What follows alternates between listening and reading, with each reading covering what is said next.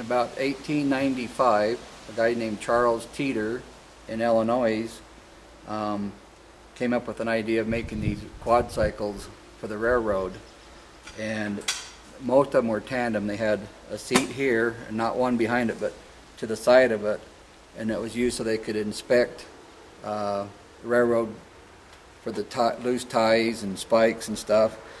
Anyway, about a couple years after he made the quads for the railroad, some of the mining companies heard about it, and Silver King Mine in Park City, Utah, a very wealthy mine, they found out about it and they ordered a couple of them, and this is where this one came from.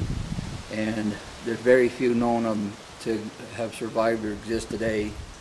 And they put a rubberized, vulcanized canvas on the wheels, so it was really silent, and the foremen could go down and check on the workers and see what they were doing. And there's kind of a fun story behind this one, because he could sneak up on the guys. They didn't like it, and one day he left it on the tracks, and there was an ore car behind it, and he went down at it to check on something else, and they came along with some ore cars, and of course the miners claimed they didn't see it, and they smashed it between the cars. And then they just blamed it. Well, if you're silly enough to leave it on the tracks, that's what happens.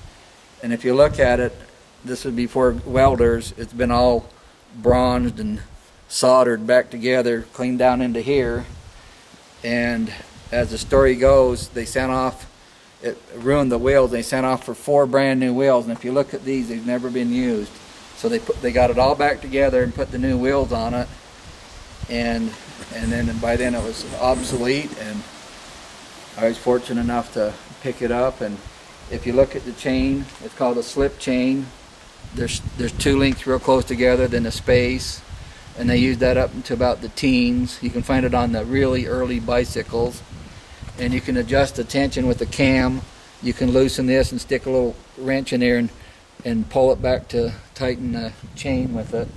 It's really quite ingenious. It doesn't steer. I've had a lot of people tell me that the handlebars are on different, but they're not.